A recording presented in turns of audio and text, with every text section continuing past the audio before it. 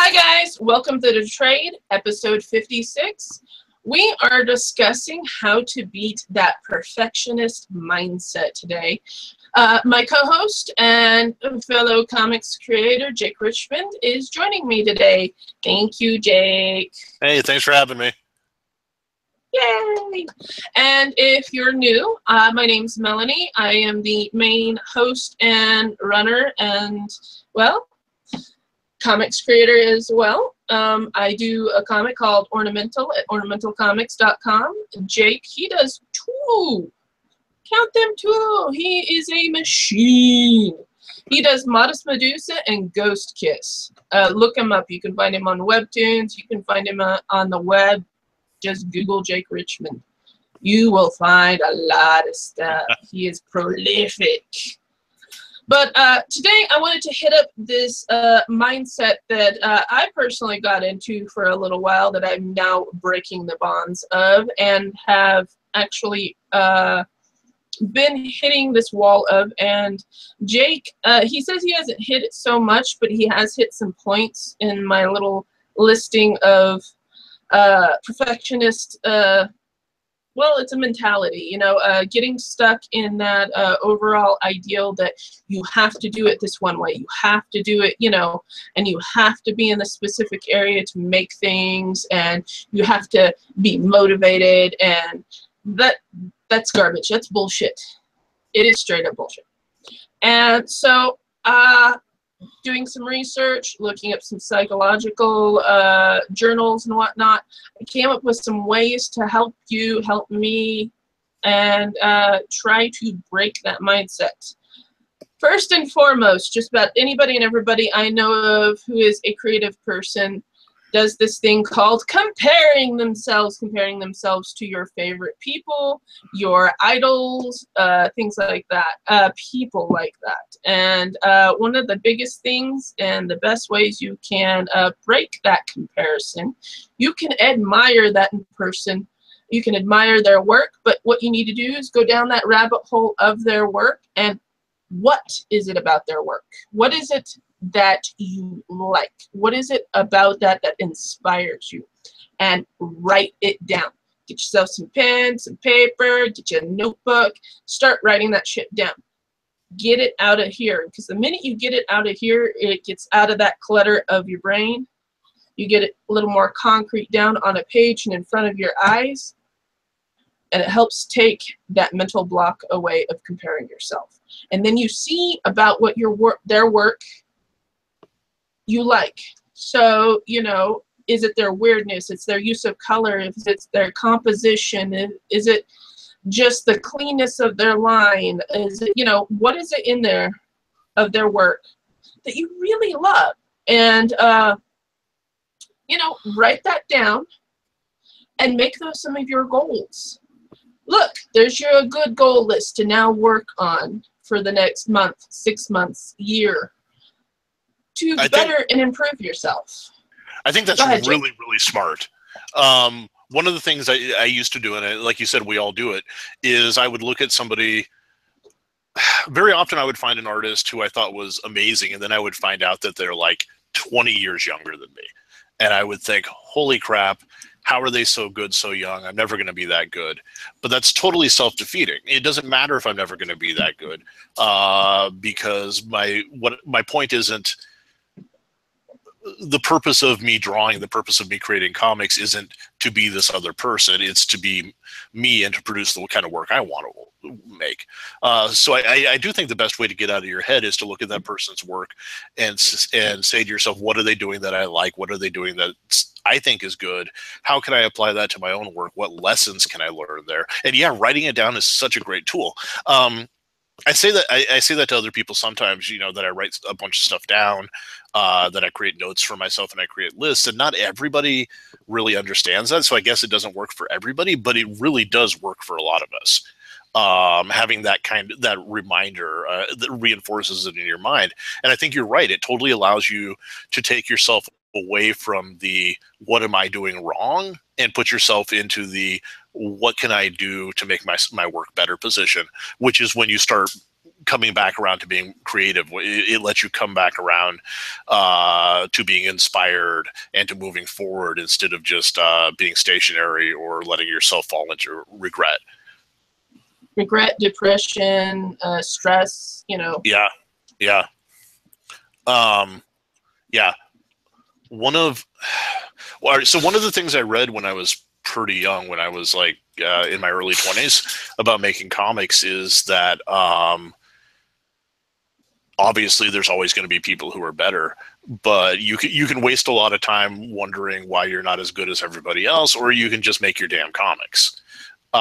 You can spend a lot of time saying, well, I have to be as good as this person, or I have to be as good as that person, or boo-hoo, this person is better than me, or you can just do it. And very often what happens is if you just make your comics, then you will have comics. And maybe they won't be perfect, and maybe they won't be, and maybe, you know, that one person who you're really admiring will have a better looking comic page than you, but you'll have like 30 comic pages. You'll have like finished your comic, and you can say, this is finished, this is done. And even if it's not the perfect thing that you admired from somebody else, even if it isn't everything you wanted it to be, you can now move on to the next thing, and you can move on to the next thing that's going to be better, and the next thing that's better, and the next thing that's better. And I feel like progress is more important than perfection. Yes, if that makes sense. Yeah. One of my favorite phrases is "done is better than perfect." Yeah. Okay. Yeah. That's it. Right. That's exactly what I was trying to say. You know, done is better than perfect. It's a stepping stone. My first, like, about 10, 15 strips here, I still don't like. I like the writing. I like my little jokes that I made in my strips. I don't like my art. I know I can improve. I know I can do better. But I at least made them. Let's make the next. So, sure. You know, and I fell into this bad rut of even comparing myself to you. You are actually one of the people I look up to create comics. Well, thank you. Thank you for creating. And, but, you know, and then I realized, well, number one, I'm making mine are different than Jake's, you know, first and foremost. What I'm writing is different than Jake's. You know, we still have some similar types of humor and potty humor. Yay, potty humor. Sure. And, but, you know, I'm making a strip. He's actually making full pages, generally speaking, and yours is digital. I started digital, and I just realized that's not my forte, so I switched over doing more traditional, and that is more my forte. I am doing better with them there. And that's part of growing, too, is experimenting. Mm-hmm. Okay, you know what? I'm just not doing as good here. I know I can learn to do better, but for now, I can do this one over here. Yeah, and right. Still continue forward, and I can still grow in the other area, too. Maybe as a lesser extent, but still I can learn. So yeah. comparing this pointing out of imperfections when really you don't need to. You don't need to at all. Instead of seeing these imperfections, what is it about it that's imperfect? List it, write it down, get it out of your head, get it on paper, and then you can move on to the next. So, next one that almost everybody know gets into is the mindset of, what will they think of me? What will they think of my work? Oh my God, is everybody's going to be judging me, blah, blah, blah. No, they won't, actually. Yeah. You really can't make everybody happy. There's just no way to do that. People as a whole are completely persnickety. Everybody is an individual. Everybody has their own likes, dislikes, conservative, liberal, you know, Christian, Muslim, etc., etc., etc.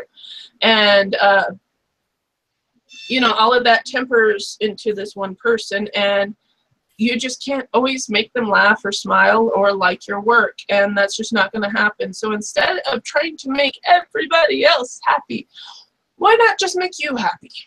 Yeah, 100%. I am a huge believer in that idea.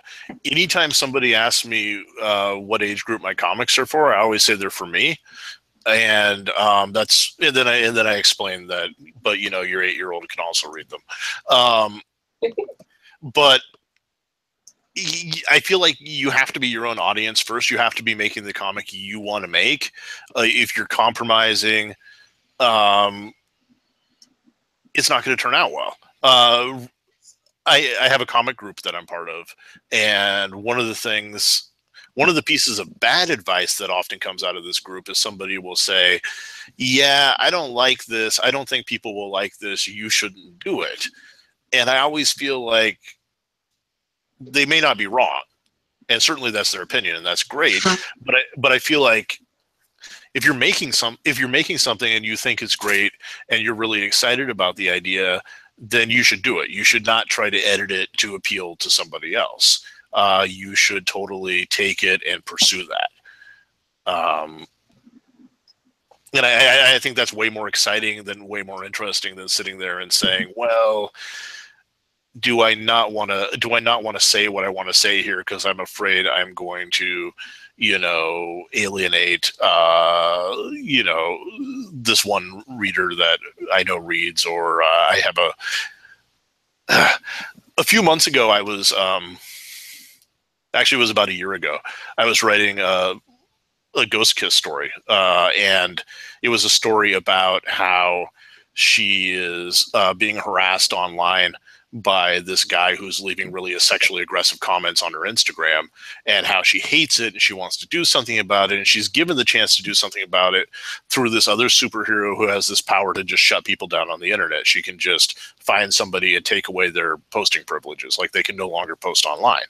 And I was really excited about the story because I feel like online harassment is a really just super prevalent thing, and there's like no recourse, nothing. People tell you to just shut the fuck up and deal with it. There's no sympathy for people who are harassed. And I knew, and I was absolutely, everybody I showed the story to as I was writing it was like, ooh, it's not fair that he can no longer post online. And I'm like, it's not fair that he's going online and ruining women's lives and calling them horrible names and just driving them away from social media. And that's not fair either. And yeah, it's not fair to take away something from somebody like that, to take away their ability to post online and stuff. But I wanted to make a point about this. And I knew people were not going to react well to it. And I knew it was going to be, but I did the story, and I was right. I had a ton of comments from people, mostly guys, who were totally like really upset at the idea that this guy could no longer harass these people, and that it wasn't fair, and that it wasn't really harassment and stuff like that. And I was pretty pissed off about the whole thing. But I felt much better doing the story than not doing it, than holding back and trying to make it more tame and trying to make sure it would appeal to these readers who I knew would not have a positive reaction to it. But it also opened up a conversation about online harassment and bullying. Well, so, I mean, I was hoping you could also look. I don't think that many people even bothered reading the story, but that was my hope. My hope was that it would at least make my feelings clear. It would at least, maybe somebody would read it and it would be like, oh, that's right.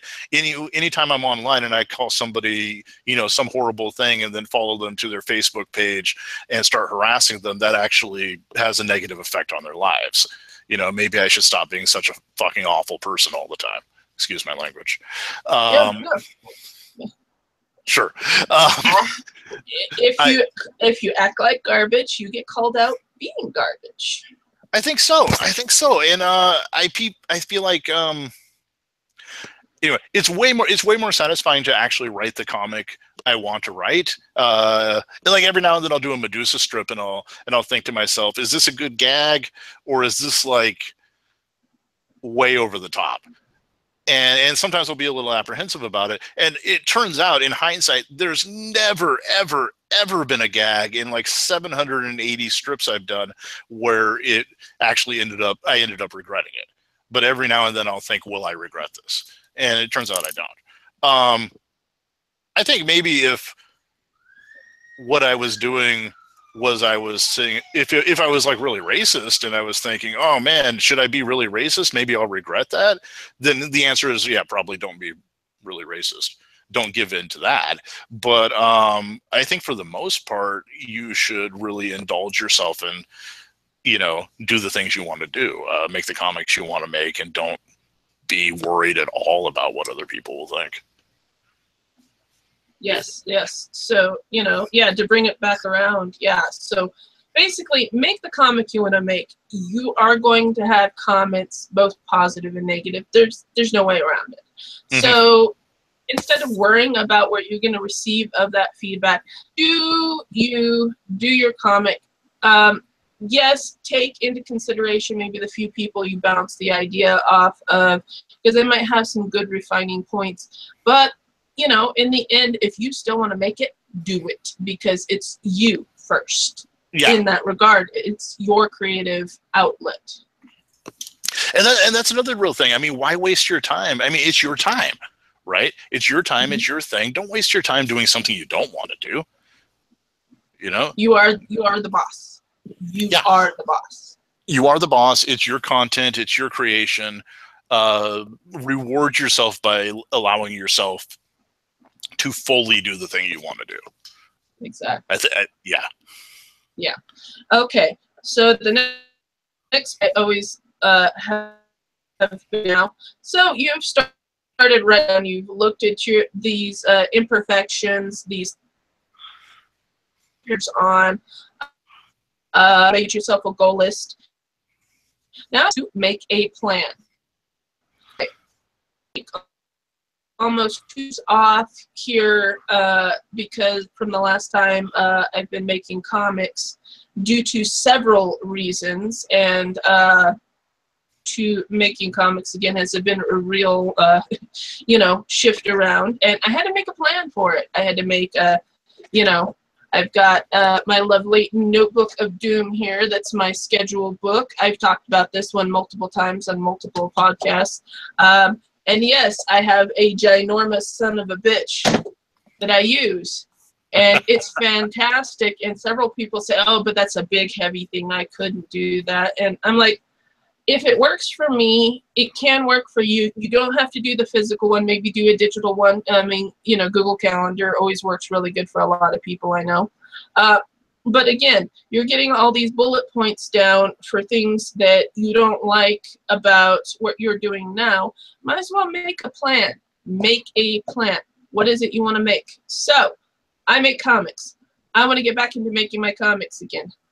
I sat down and went through the whole of this and made myself, yes, nice and scribbly. And it's got all my hour breakdowns, you know, so from here to here, I'm at my day job, but within my day job, I have breaks, I have lunch, I have all that. I can do a little bit here and there between to keep the ball rolling before work, after work. I mean, you know, to get towards my goal of making more comics again. And I think that's where some people get mired in their perfectionist idea, comparing themselves to others, is, so you now have some goals, now you need a plan, so time to make one. So you want to get better at, you know, my weakness is more writing than art. I'm pretty good at my art. You know, I have some definite points I need to always clean up and work on, and that's an ever-going process for any artist I have ever known. But my writing is definitely poor, and so I've gotten into actually writing some very short stories, going, you know, getting into, there are plenty of online resources how to write a short story. So, you know, just Google how to write a short story. There are a billion pages. How to do that.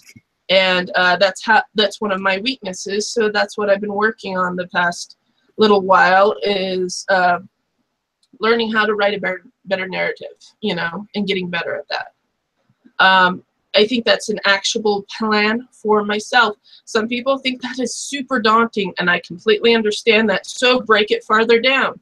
If short story is just too big of a blob, a goal, what within that could you do?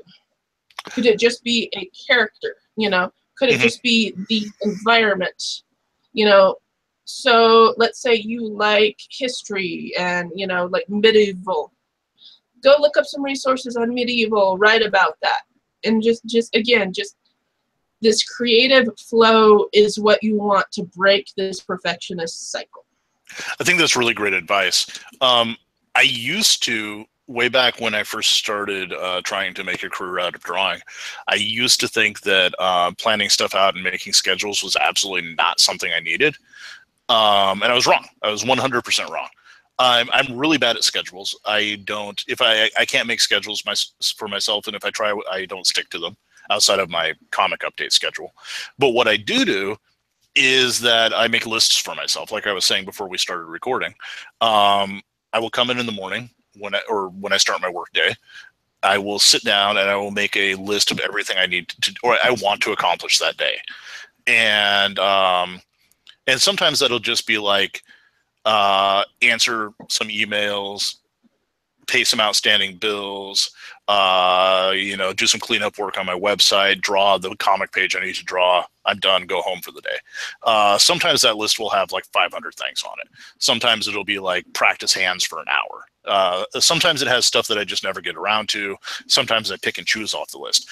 I also end up having larger lists of stuff that is like that I want to accomplish over the course of a few weeks or a few months. And so at any given time, I'll have 5 or 6 sheets of paper sitting around my desk or pinned up that are like, this is what you're working on. This is your list of stuff. Don't forget to do this stuff. And it really helps. It helps motivate me. It helps organize me. It gives me clear visual goals. And like you were saying before, it allows me to break up large, complicated projects into smaller pieces that are easier to digest. And I think that's really important, because I think one of the ways, a lot of times when I talk to people who are trying to make comics or trying to do art projects, they know how it works. They figured out how the whole process works and how to get from point A to point Z, but it's a big thing, and they don't understand how to break it up into digestible portions. It seems impossible, or they get started on it, they get 10 pages into their comic and they just get overwhelmed, which is exactly what happened to me the first few times I tried to make an ongoing comic. And if you're able to break it up, if you're able to create a list, that really helps. I also think just the mental process of writing it down is really important. It solidifies it in your brain. I don't think everybody's brain works that way, but for me, and I know for a lot of people, if you write it down, it makes it more approachable. It makes it easier to do and easier to digest. And so for some people that's writing down, for some people that's creating diagrams, for some people that's, as you said, putting stuff in your notebook, putting stuff on a spreadsheet. But I think that's extremely valuable. And I think also a lot of us resist that and think to ourselves, we don't need that. We can figure this stuff out. But it's helpful. I think overall keeping it up in your head is more ethereal type, right? Yeah. It's there. I'll do it. It's always there. But writing it down, getting it somehow in a tangible, physical form, whatever way you want to do it, however you want to do it, gets it out of here into the real world, and then it becomes an actual thing. Mm-hmm. Yeah. And when you see that thing, then you're like, oh, this is a thing. This is a thing I can actually do, and it becomes more real, because we've been so inundated. Our generation, the one, even the one previous behind us and the next one coming up now, we've been inundated by a lot of media for the entirety of our lives. And so I think having real things is a lot harder concept than what older generations had. Yeah, sure. And so it's a shift in mindset. It's a shift in culture and in understanding. And I think this just contributes to the all of taking it from this ethereal brain space into the physical. Yeah. Yeah, I agree. I also think there's a real reward in being able to look at a list and say, okay, what do I have to do right now? Okay, I'm doing this, I'm doing this, I'm doing this. Hey, I'm done. That wasn't actually so bad. It turned out pretty well. I'm actually kind of proud of this. I know it's only a small part, but I did this part. I get to cross it off my list. What do I have next? Can I go home? Well, I could go home, or I could do the next part of my list. And either option is fine, because I know I can do the next part tomorrow as well. But, that's a good way to work. It's a good way to proceed. It's a good way to reward yourself a chunk at a time. and make real progress on a project. And I feel like that's a really valuable thing to learn. And I really wish I learned that when I was a lot younger, because I'll tell you, I spent my entire 20s not knowing that, and I wasted a huge amount of time. Right. Well, okay. And I think another thing that can contribute to this perfectionist mindset is the environment you're in. Is it the people surrounding you? Is it your work area? Do you have a set up work area, you know? Because I know some people really freak out and literally don't have any type of work area. They're working at their kitchen counter or, you know, kitchen table, or they're living in such a tiny apartment that everything is the kitchen / bedroom / living room. And I completely understand. I had those spaces before and lived in those places myself. And but you still need to set something up to create on. I found that some people just literally can't create at home, that they have to go to a coffee shop or even the library or someplace of that nature that they can go sit down for just a few hours to create in. I think that helps, again, declutter the ethereal brain space there that has become cluttered with all these, you know, perfectionist should, coulda, wouldas. And as long as you have a regular habit of going to that space, I'm very lucky in that I actually have an extra room in my house I can dedicate to being my office, and I can just close the door, lock it, and I am in my creative space, junk and all. Yeah. I love my junk space. I don't care what anybody says. I can create all sorts of stuff here. But, you know, I think that everybody needs to figure out what that space is and make it for themselves.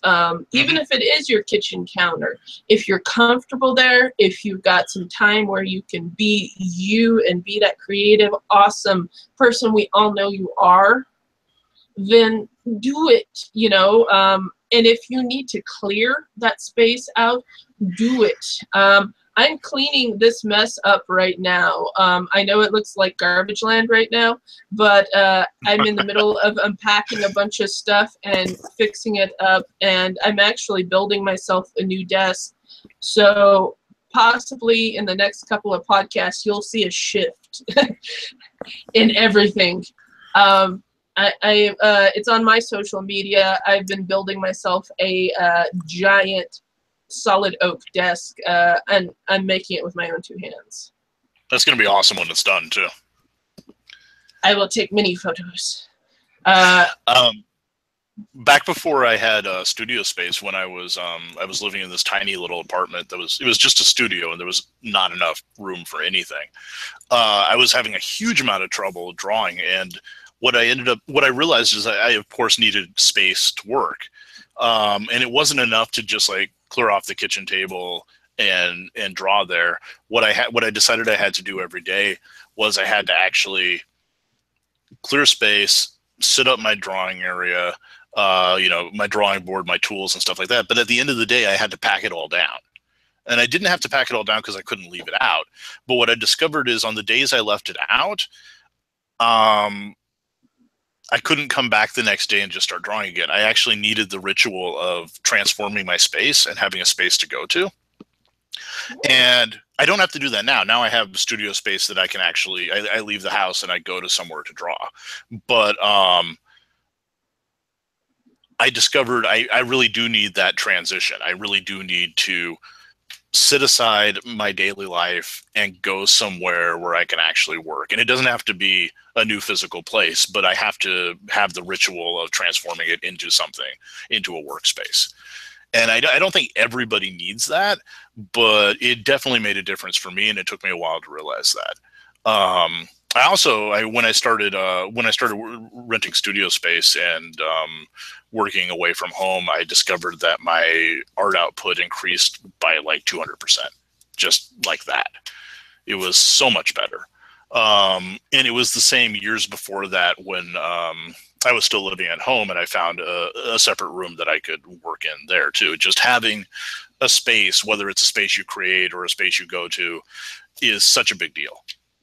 And I think I know a lot of people who who struggle to create art and they struggle to create comics and they don't have that space. And I'm not saying that's the only reason they're struggling, but I think if you give yourself that space and you allow yourself to find that space and you make that a priority, it will always help you out. Yeah, I think overall that environmental idea needs to be taken into consideration at the very least. If you're around negative people, you know, they will contribute to you not creating, definitely. You might want to rethink that situation, whatever situation that is. I've had to help friends get out of very toxic relationships, family, you know, and I know that one is one of those two are some of the hardest ones right there to get out of. And I understand, maybe even get some professional help getting out of those toxic relationships, because if you know you're a creative person, you know you can create, you know you want to do this, you are that person, time to cut that cord. I've cut several people out of my own personal life. I've helped several other friends and whatnot to get out of those as well. Turn to your friends. Turn to your other family that are understanding and sympathetic. If you need to get out of a toxic situation, lean on others, because that's what they're there for. They lean on you. You can lean on them. It is not a weakness. It is not a weakness at all. That's one of those self-defeating mindsets that we're trying to break here. Is it is not defeating if you ask for help. It does not make you a bad person. It does not make you weak. It just means you're stuck and you are now reaching out. And I think once you are able to walk away, and it can be painful, but at least in my experience, once you're able to walk away, there is such a huge sense of relief. Whether it's from, like, you know, something really serious and abusive, or whether it's just a relationship that's, you know, a relatively minor inconvenience. If it's somebody that's toxic in your life and you can leave that and you can walk away, it is a relief. It allows you to shed a lot of tension. And just as far as a work thing goes, I've always discovered that I feel, usually if I've had an artistic block, that kind of relationship will be a big part of it. There'll be somebody in my life that's causing me a lot of stress, and being able to shed that is often very, very, very beneficial. Very much so. So yeah, think about your environment. Think about who's surrounding you, what's surrounding you. Do you have that creative space? Can you create that creative space? Yeah. You know, and so personally right now I'm creating the creative space. I'm cleaning mine up. I'm setting it up to a new standard, and I do expect better results out of myself and out of my work in the long run for doing this. And I think that helps, again, break that mental beating yourself up. It will raise your confidence in yourself, and it will help beat these bad mental cycles that we all get into. Yeah, I think also, if you're in a situation where you do need space and you have somebody who is causing you stress, not because they're an awful person or anything, but, like, let's say, for example, I share a studio space with some fantastic people, but I'm also a horrible introvert, and sometimes I just cannot fucking handle being around people. And instead of just letting myself get super pissed off at everybody else who I share space with, which I have done in the past, one of the things we did is we talked about it, and we found ways to work around each other. We found times where I could be in the studio space or they could be in the studio space. We found ways to both be here where we're not bothering each other, and that actually works out really well. And a lot of times, I think it doesn't occur to us to try to compromise or try to talk things out. Instead, we just sit here and stew over somebody who's annoying us, when we could be saying, "Hey, I know you don't mean to annoy. I know you don't mean to do this, and I know a lot of this is me. So let's actually talk about it." And I've found that to be super beneficial. It actually really helps, and usually there's a compromise to be had. Definitely, definitely. You know, there's more than one way around a situation. There really is. And so to bring this around, my last and final point is, so at the end of the day, we're settling down for the night. We have finished creating whatever we're creating. We're getting home from our day job. We're cooking dinner. We're taking a shower. And that self-doubt creeps in, that mental hogwash or bullshit. And I know several people that have terrible insomnia because of some of this sometimes. And what would you suggest somebody does to bust that mental cycle? Okay, this is really hard for me because my experience is different. Like I used to get this a little bit, but when I started doing Modest Medusa, and I started doing it on a regular schedule, I committed to doing it on a regular schedule, a regular 3-day-a-week update. What I discovered is that I didn't have free time. Like all my, I didn't have free time. I wouldn't actually come home at the end of the day and cook dinner and relax and wind down. Instead, what would happen is I would get to work and I would work for 12 or 14 or 16 hours. Then I would stagger home at the end of the day and just fall directly into bed. And I'm not actually advocating this, but I think because of that, I was just too tired and too worn out to ever have a lot of anxiety about it. And that's not to say like I don't have anxiety or I'm above anxiety, but it got to the point where I was just so used to the routine and so used to doing it that I don't really have a lot of doubt about it anymore. So maybe that's the answer right there. It is definitely not a perfect answer, but if you just, I think repetition brings confidence and kind of eliminates doubt. And if you trust that if you keep doing it, it will get better. You will get used to it. And also, I mean, if you keep doing it, you're just going to get better and better. You don't get worse through practice. Yes. Shit, I don't actually know if that answers or addresses your question at all, though.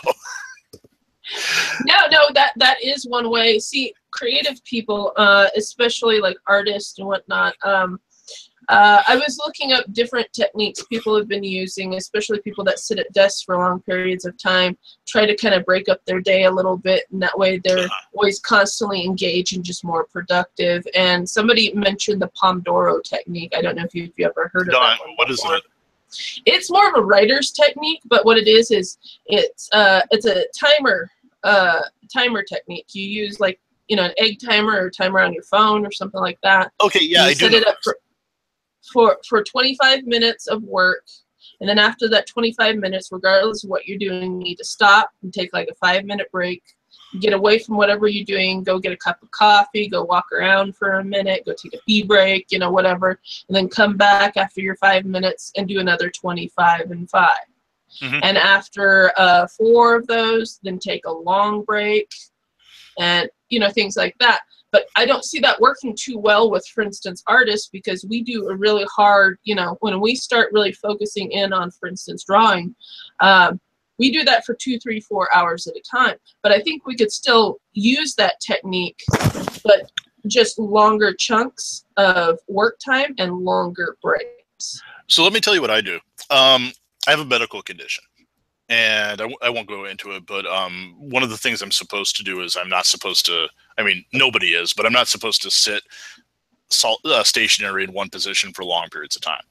So I like to watch TV while I work. I like to watch TV shows or movies or anime, or, you know, sometimes I just listen to music. But what I do is I'll draw and I'll get like deep into drawing while I'm watching stuff. And like you just said, you know, you go down into it and your head doesn't come up for a few hours. But I've trained myself to, when an episode of a TV show is over, or when the commercial break comes on the Pandora station I listen to, or, you know, whenever the break happens, I stand up and I take a walk. And sometimes I just pace around the studio space. Sometimes I go out and I walk around the block. Sometimes I stick a burrito in the microwave and I walk back and forth while it's microwaving. Sometimes I walk over to the back desk and I play a round of Overwatch. But the point is I get up and I walk around for a while. And that ends up happening about once every 45 minutes.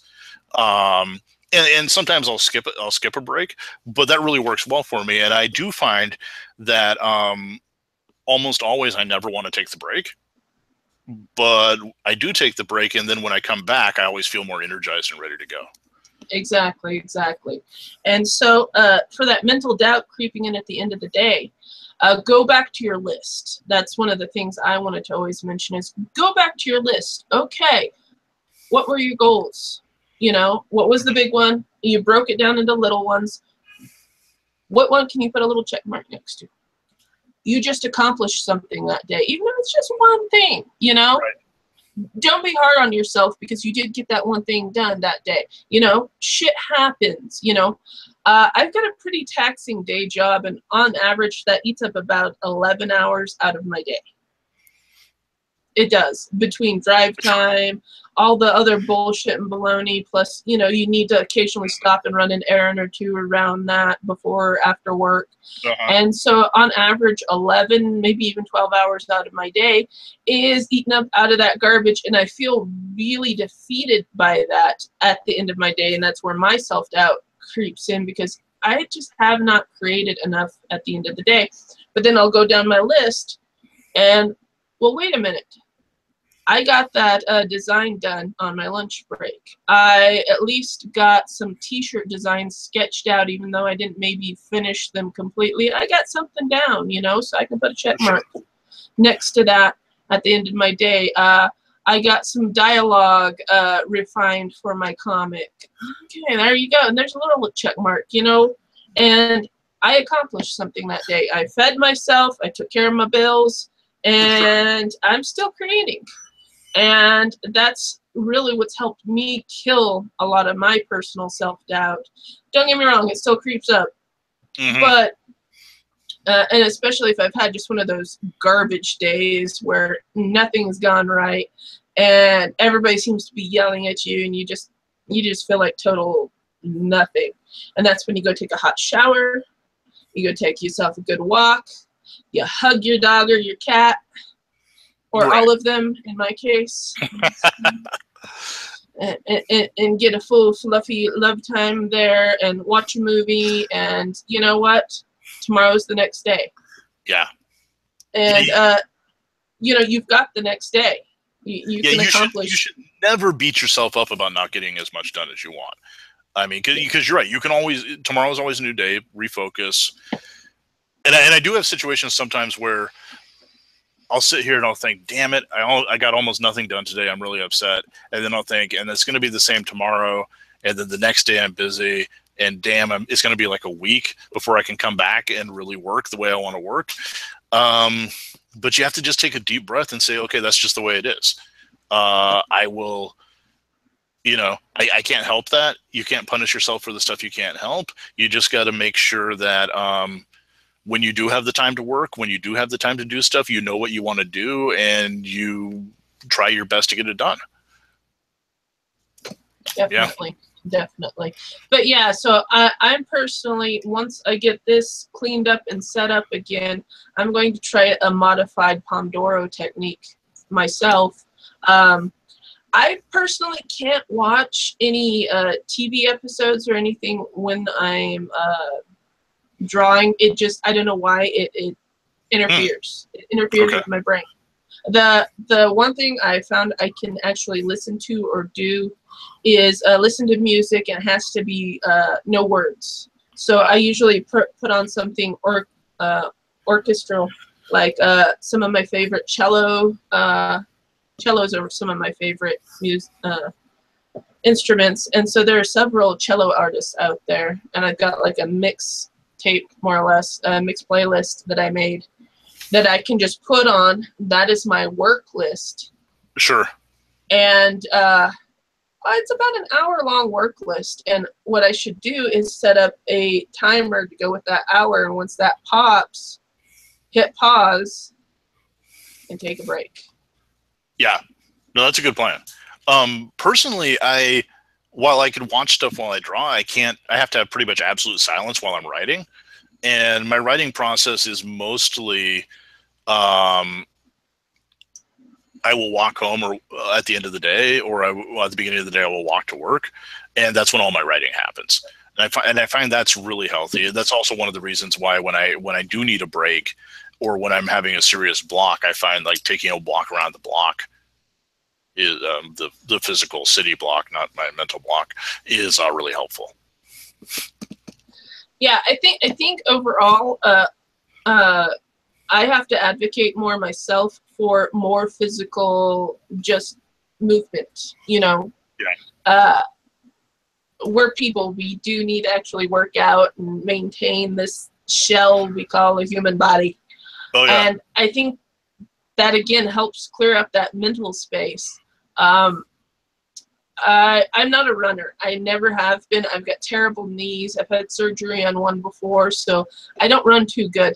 But I will at least, and the area I live in is very rocky. It's very terrible for running on. You will, if you try to run even 5 minutes, you will twist your ankle. I mean, I'm not joking. It's bad. It's bad. It's real rocky, real sandy territory. So it's not very conducive for walking or running, but you can at least walk around, you know, at least at a sedate pace where you can really watch where you're putting your feet. And I found just going for a walk, taking my dogs and letting them run around me and acting like silly shits and throwing things at them and whatnot, that helps. And I found just running in place. Really?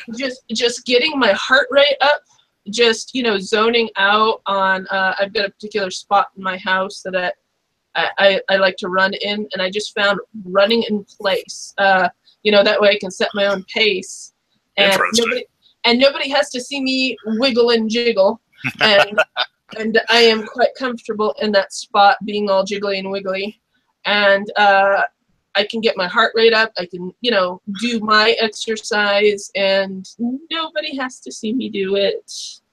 And that still helps me try to maintain this. But yeah, then it clears up some of the garbage that have been kicking around on the back of your head.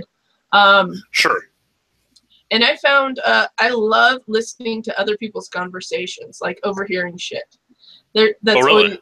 Oh yeah, I don't know. Just going through the break room at my day job, they think I'll have my headphones on when really they're just kind of sitting there to the side, and I'll listen to snippets of people's conversations. And for some reason, that'll also kick over dialogue I've been trying to write for comic strips and whatnot. And go, oh yeah, that's.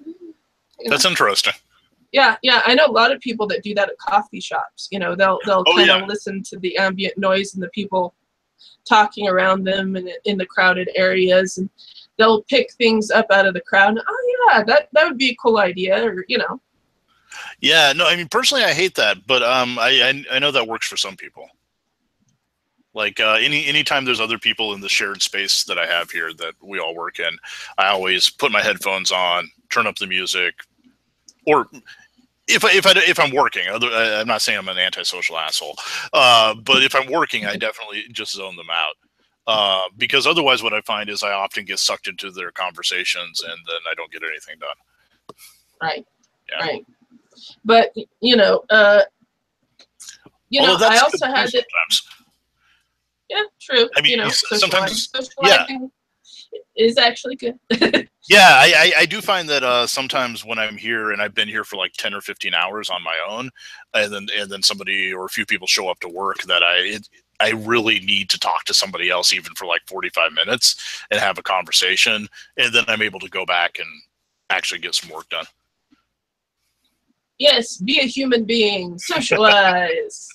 It does happen sometimes that I won't see anybody for a few days because like I'll get up and work and I'll be working until like 6 in the morning, and then I'll go home and I'll sleep and I'll get up and work again. And then, you know, I'll run into somebody like on the way to work and they'll be like, how are you? And I'll try to talk to them, but my mouth can't form words, and I'll realize it's been like 3 days since I've said anything. And that gets a little scary. Right. Yeah. I cannot human. I am full of dumb right now. Give me a minute. Yeah. Yes, I love being such an introvert so much. So much. Yeah. All right. But I think overall, these are just some good ideas and techniques that can help people get out of mental blocks and beating that perfectionist mindset. These are some that have worked for me. Hey, why don't you guys tell us what's worked for you down in the comments? You can throw me a line on Twitter, Melony_C. Let's get a conversation going about this. What has helped you guys break up perfectionist or comparison mindsets? And, you know, do you guys list? Do you, you know, how do you guys work? Let us know. I'll bring this up again later if I get enough, you know, comments back and whatnot, and we'll see if there's any other differences in, you know, methods or mindsets. I gotta definitely change this up, though. This, you know, my environment here is far too cluttered. I need to clean it up, and then building my desk, and so we'll see how well that works. You never know. All right, guys. Well, thanks for joining us here on the podcast. We'll see you next month. Thank you for joining me, Jake. Yeah, thanks for having me. All right, guys. Talk to you later. Bye.